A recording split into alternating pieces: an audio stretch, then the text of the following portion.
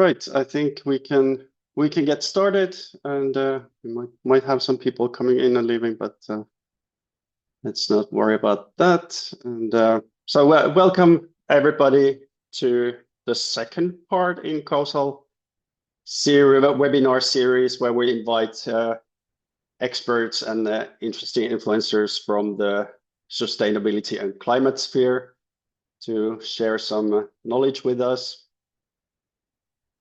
And today we're going to talk about how cities can move towards regenerative approaches in setting their climate targets and climate transformation.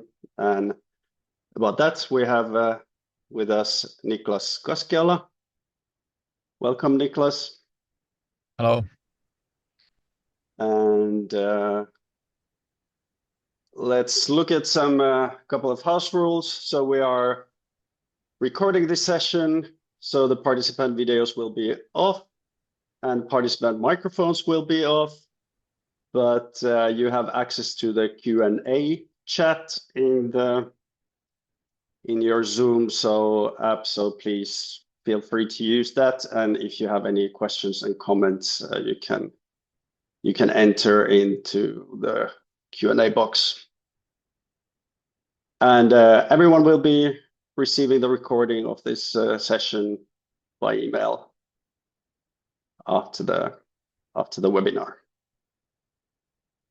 And small change in the program is that we advertised Steph Cave, our product manager, joining us today, but I will be covering for Steph because Steph became a father 3 weeks ago, and we still wanted to give Steph some quality time with the newborn. So congratulations and hello to Steph.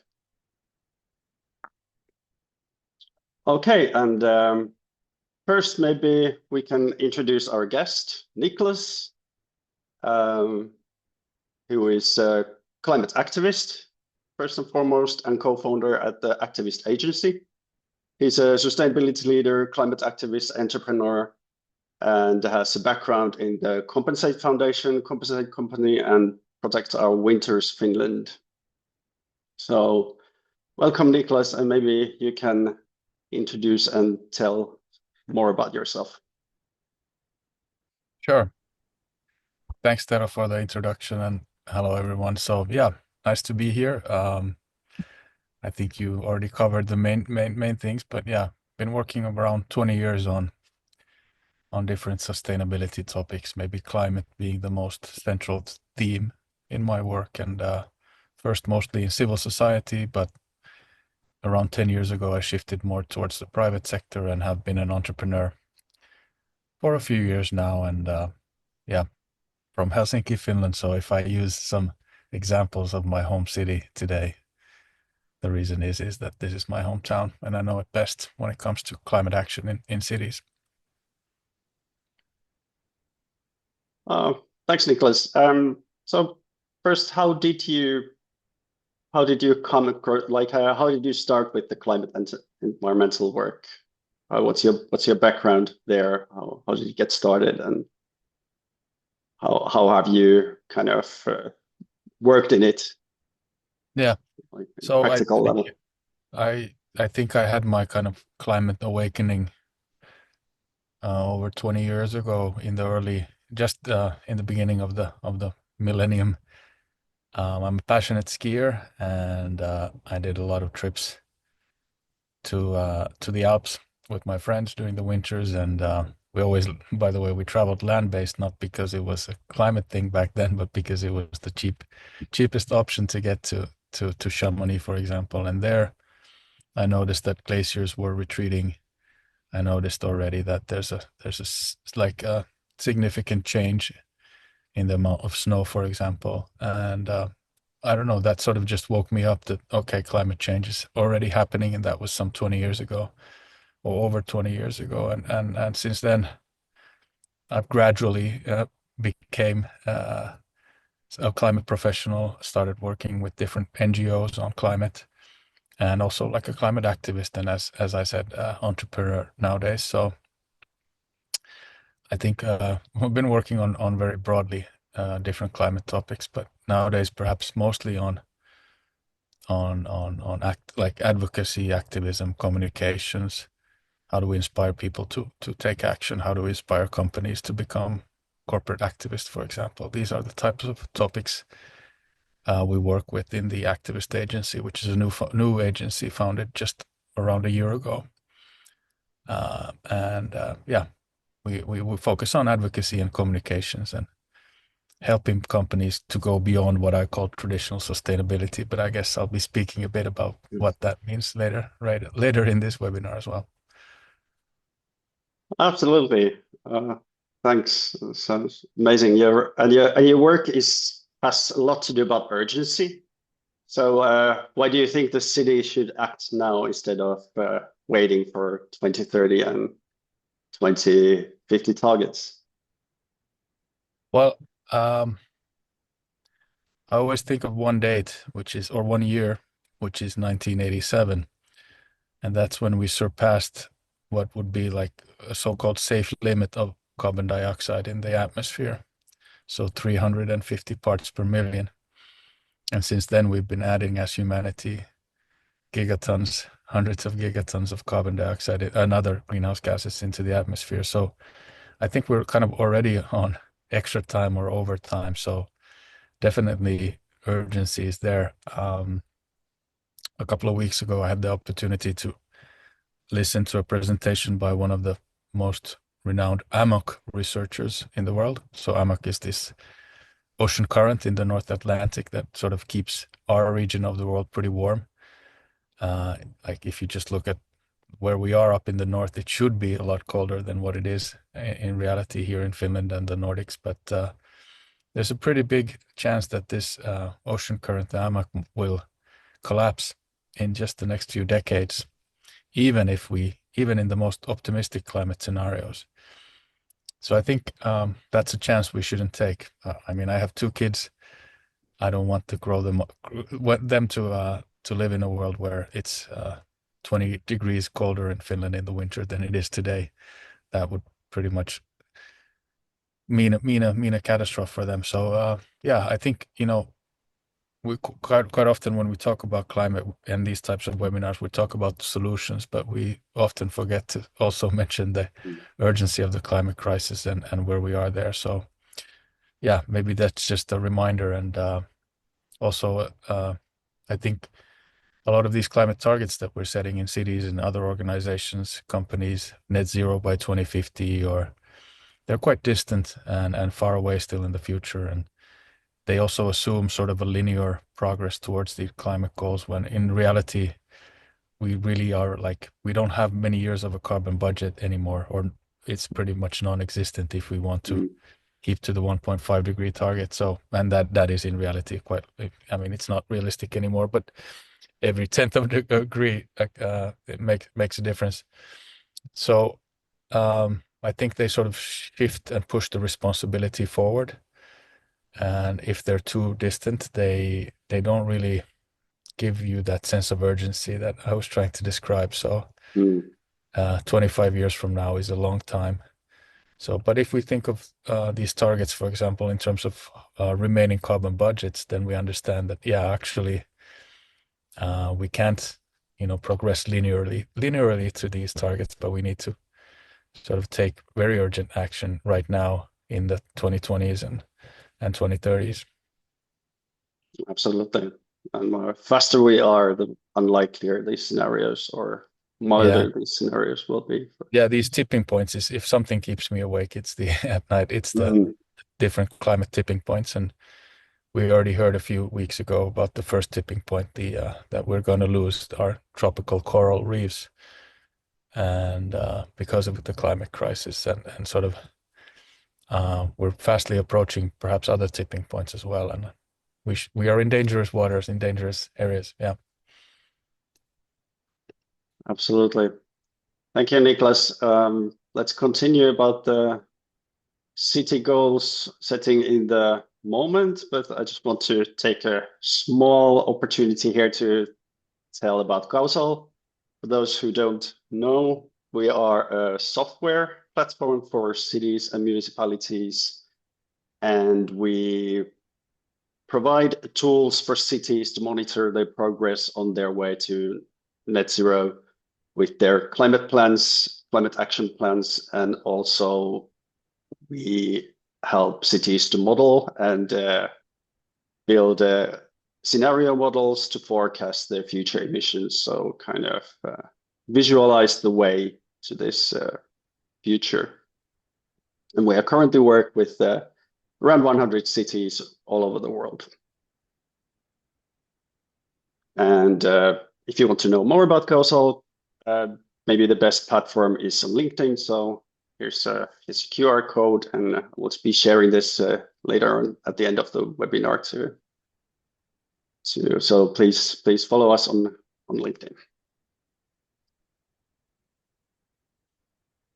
All right, thank you. Let's get back to today's subject. So we are kind of thinking that we should rethink the city goals, and you gave us this idea about or the term you have been using, regenerative approaches to climate targets. So can you describe what you mean by these regeneration or regenerative approaches? Yeah, I'll try to explain it from the point of view of how it's different from like sort of traditional sustainability thinking, because I think regeneration is still a term, or regenerative approaches is still a term or a topic that is slightly undefined yet. But the way I look at it, it's useful in the sense that we should understand why traditional sustainability approaches are no longer sufficient. And I'll try to explain why. So if we put it very simply, traditional sustainability approaches are about minimizing harm. And while perhaps regenerative approaches are like more about maximizing the positive impact that different organizations, companies, cities have. So if you look at like what would be the main question from a city should ask from a sustainability point of view is, how do we do less harm? How do we cause less damage to the climate? But regeneration might ask, how do we strengthen the conditions for life and create net positive impact? So it's like what I said earlier about us surpassing safe levels of CO2 concentration in the atmosphere back in 1987. Our solution can't be to like add carbon dioxide to the atmosphere, but just do it in a like decrease the amount incrementally. We should try to come up with the conditions where we first of all like don't add any carbon dioxide into the atmosphere, and perhaps actually start removing more than we're putting into the atmosphere. It's like if you imagine a park that's full of trash, the traditional sustainability approach to clean that park would be to throw a bit less trash into the park. So you could set a target. Okay, next year we're gonna decrease throwing trash into the park by 5%. The next year we're gonna try to be even more ambitious and reach 7%, right? And maybe reach it like net trashing goal by 2050. But by the time you reach 2050, the like park will be full of trash, right? So I think it's more like understanding that incremental change, minimizing harm, is no longer enough, and that we need to also like appreciate and understand the wider impacts that organizations, companies, or cities have, how they influence norms, how they influence behavior, how they like take a sort of more proactive stance in changing things rather than looking quite narrowly at their like own scope of operations and how they can minimize the harm that they cause as an organization, as a city, as a municipality, etc. So it's about a realization that you need to kind of, like the way I see it, it's a mindset shift from reducing harm to maximizing impact. And I think, you know, I've been reading and studying regenerative approaches for a few years now, but I have to admit I still don't understand all of it, and it's still like, as I said, a bit undefined. But I think the value in thinking and reading about these approaches is that you understand how limiting traditional sustainability is and how we need to go beyond that. And I think, that applies to cities as well as I Mm. think a lot of companies are starting to look into these approaches, but I think these should be looked at from the city perspective as well. Yeah, kind of cynically, you might think that company like for cities, this kind of continuity and making the life better for their citizens also in the future is a big incentive. But you work a lot with the companies as well. What's the incentive for companies to kind of to apply regenerative approaches to the work? Um, I think, well, this is a bit of a jargony term, but I think they're future proof. Mm. Um, we have to get rid of business models that cause more harm than do good. That's just like there's no way around it. And the faster you realize it, you start creating those business models that can operate in a world that is sustainable or regenerative. So it's like I think change towards these business models is inevitable at some point. Mm. So what's the point in trying to like prevent that change from happening? Why not like be one of the front runners? Mm. So I think it's more like it's understanding your long-term sort of survival as a company or as a business. And I know it's tricky because quite a lot, like especially listed companies and other big companies, it's like Q1, Q2, Q3. That's as far as they can think Mm. Mm. quite often. So it requires a bit of a more long-term approach. But at the end of the day, I mean, they must realize that in the next few years or decades, that these business models that cause so much harm will simply need to, stop existing. Obviously, like fossil fuel companies being the most simple or like the easiest example there. Uh, Mm. can't have fossil fuel companies in a sustainable world. So we need to come up with new business models, right? So I guess it's that realization that maybe some front runners are already realizing, but in the large scheme of things, I think most of them, the like sustainability frameworks and approaches still are built on the idea of minimizing harm, not maximizing impact, positive impact. Yeah, that makes sense, and we can just hope that more businesses will take this approach and apply it in practice. Thank you. I don't see any questions from the audience yet. If not sure if the functionality is working, so if anybody can post just a test question, so I know that the Q&A is actually open. Thanks, Samuel. Yeah. All right. So the questions will come in when there is questions. So let's move on.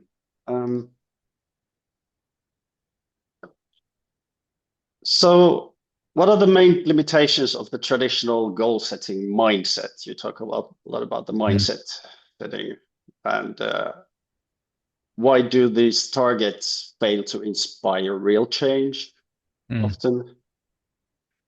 Well, I think, largely because they don't address the systemic issues that are causing the climate crisis. And I think, I mean, these setting these targets has become like a ritual that you need to have a bold, ambitious target to reach, whatever net zero by 2050, and but they don't, address that urgency to act. I think, and maybe I said this already, but I see like three main problems here. One is the time distance, so they're far away, and it's easy to shift responsibility forward. Second is that they are like assume some sort of linearity that change will happen steadily. but when we're entering these tipping points or these like areas where tipping points might happen, I think, that again stresses the urgency. And I would say that they're also like create this sort of measurement obsession in a way, where you look at kind of where the you try to optimize the numbers, instead of transforming the system, if that makes sense, right? Yeah, yeah. So, and especially like if many of these targets are quite narrowly defined when it comes to a city, for example, on the like climate impact of the city, in a geographical sense. They don't, for example, take into account consumption-based emissions of the citizens. Mm. But then you come like you sort of concentrate on reducing your the emissions that you cause in your own geographical area, but then the city can impact consumption-based emissions, for example, in many ways, like city planning, zoning, changing norms. There are a few good examples of cities around the world, or especially in Europe, that are banning fossil fuel advertising, including, for example, air travel advertising, because it's like air travel happens almost completely on fossil fuels. And these are examples of like, okay, that action from the city maybe will not decrease the city's emissions that much, but the consumption-based emissions might decrease, and the norms start to change. The culture starts to change, the way we see travel, for example. Another example is how we like zoning, like where do we create kind of spaces for social interaction without any must of buying, stuff. If you think about cities up here in the north in Finland, like we well, the climate is harsh, but at the same time, quite a lot of our like urban life centers around uh, some kind of consumption purpose. So we have these huge shopping malls, for example, and that's the place where people gather and go. But why do we always have to shop while we interact with others, for example? So just a few examples, I think, of how this traditional goal setting can be maybe a bit limiting and perhaps obscure the scope of the impact that cities can have, or sort of limit our thinking as well a bit, I think, in understanding what cities can actually do. Yeah, that makes sense. One example that comes to mind mentioned the word scope. We in the climate modeling we often talk about the different emission scope 3 emissions that are come from the outside of the regional area. So basically the consumption-based emissions, and at least I know of City of Zurich is working to setting actually targets for the consumption-based emissions as well, and they have done a lot of good work around measuring that. So I recommend Yeah. everyone to look at City of Zurich climate reports. Maybe I'll share one more example from Helsinki, where quite recently this summer, the city published a report on travel or tourism emissions, or the climate impact of tourism and travel in Helsinki.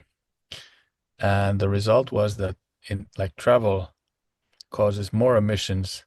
So the travel to and back from Helsinki by tourists and businesses and others causes more emissions than the city altogether in other areas. So I think it was like 2.4 million tons emissions from traveling to and from Helsinki, mostly by plane, and that was bigger than the city's own direct emissions, or the geographical emissions. So, and at the same time, we celebrate Helsinki being the most sustainable travel destination in the world. And this is actually like something that, politicians here are proud of, and yeah, we kind of celebrate that. But we fail to see the impact of the travel, like the overall climate impact, because we're not setting targets for that.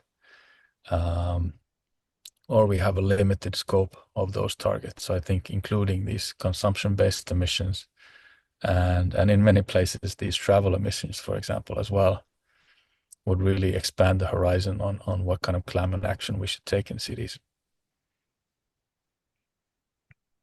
Do you have an example how would this kind of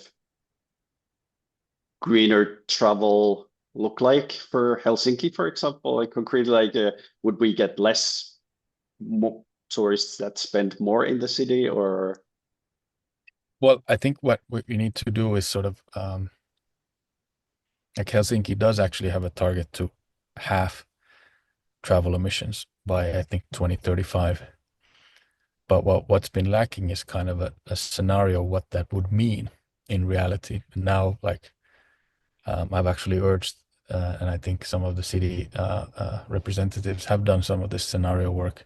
I've urged them to do that because we need to sort of understand what that means for like the travel industry, for example, if we want to reach that target. And I think a lot of this like scenario work is missing in not just in travel, but in other instances as well. So, and then, obviously reducing emissions by half would, and if like 90% of emissions come from travel here and back, that obviously means that we need to have less, perhaps, people traveling here or more people shifting towards sustainable travel options, land-based options, for example. So yeah, essentially it would mean a lot less flights or perhaps longer stays. And overall the amount of people coming here would be much smaller. So then you need to think, okay, how does that impact the industry? Like what are the new business models? How do we create economic value from this scenario? And I think we need to set the boundaries of like the operating space where we need to be. And then we just need to start like thinking, okay, how do we create like we should respect the planetary boundaries and how do we create business models? How does the city incentivize new kind of entrepreneurship or something that operates within these boundaries? But disregarding these boundaries, I think, is sort of really foolish because then we're not forced to imagine new ways of thinking or new ways of operating. So in a way, like I just said, these targets may not makes that much sense if the scope of them or the focus of them is very narrow.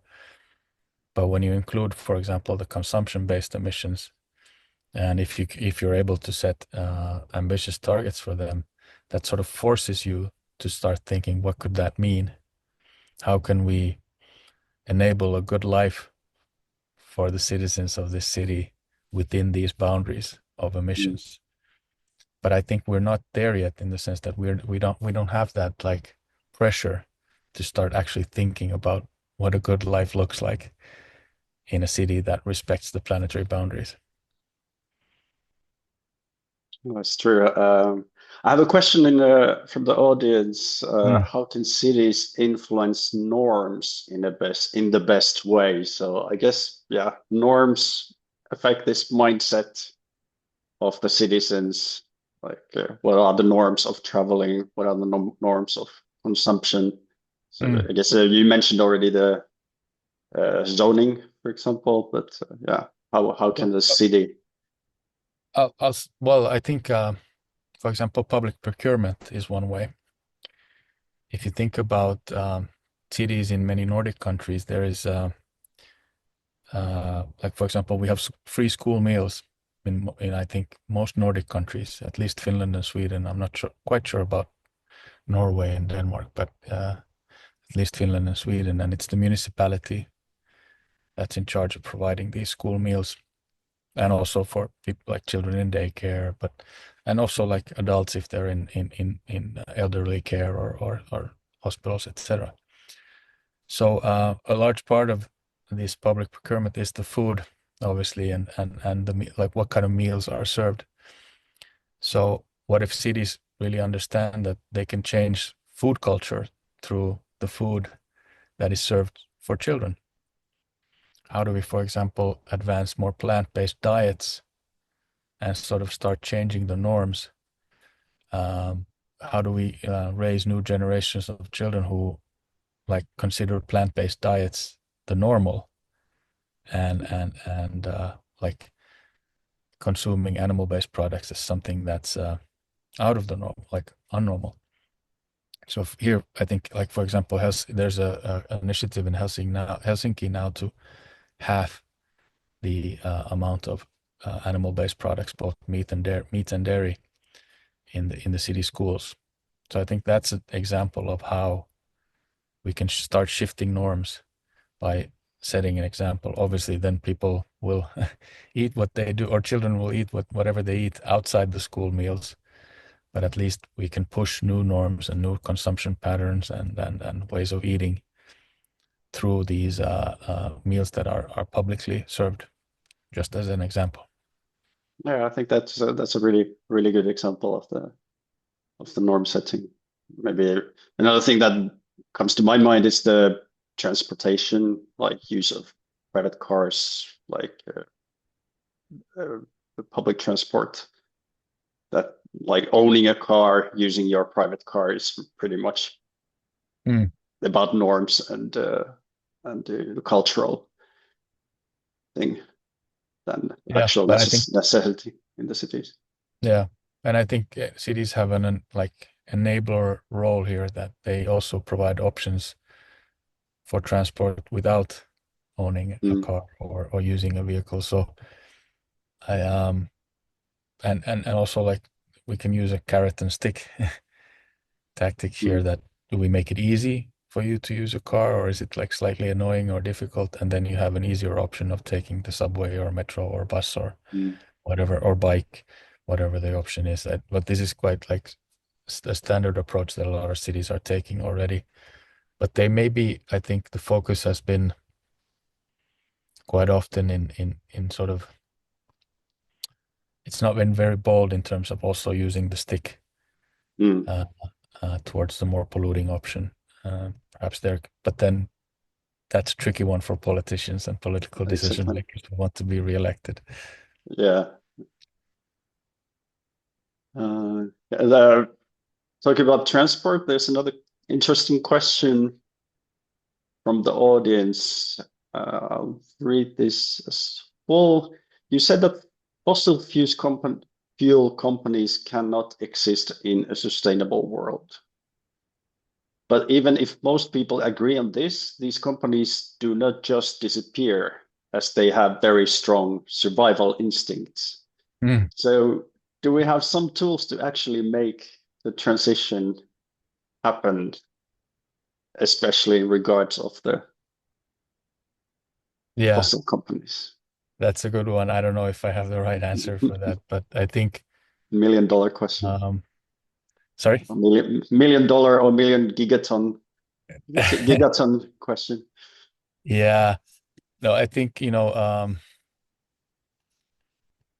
how would I answer that? I think sort of, um,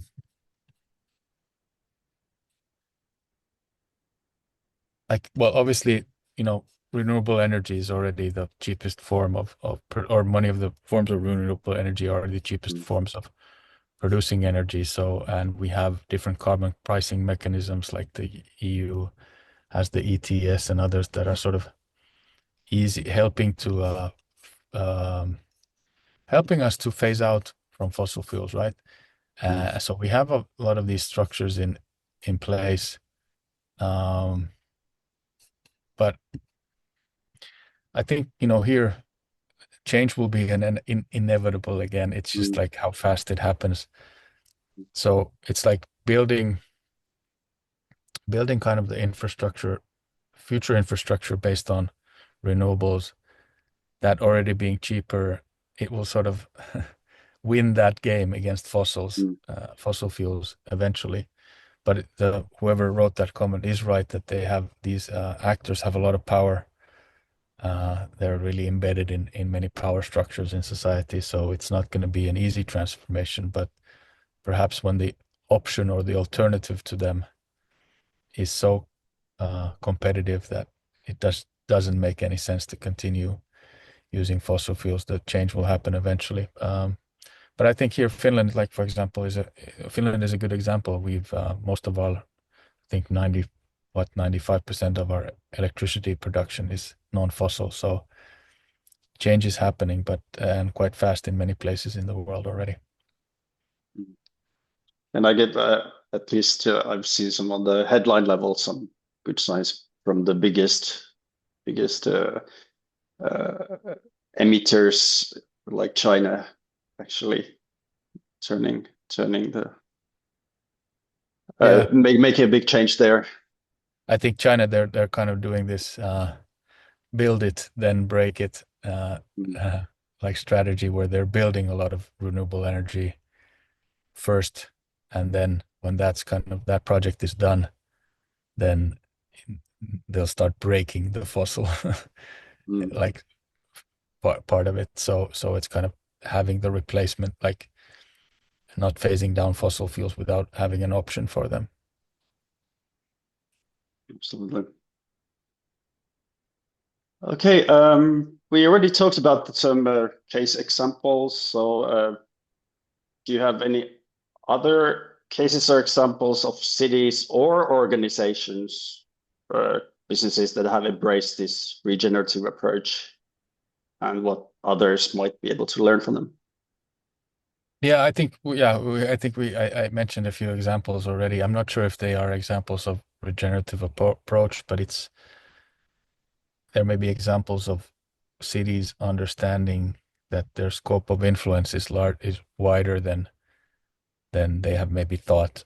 So it's not just about the city's direct emissions or geographical emissions, but it's rather how do they impact these norms or like consumption patterns, etc.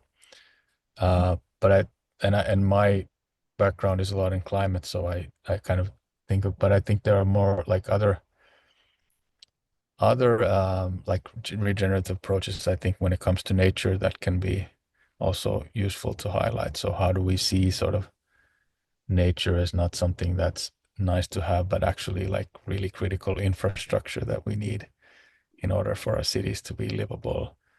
Um, and then there's also like this social aspect to regeneration. So how do we involve people in decision making and so forth? So there are many aspects there. But at the same time, I see that I want to go back to what I said earlier, that it doesn't like, we don't need to define what regeneration is yet, in my opinion. We just need to understand that the traditional being less harmful, doing less harm approach is no longer enough. And whatever like is beyond that is still, I think, like needs to be defined, and we need we need new models.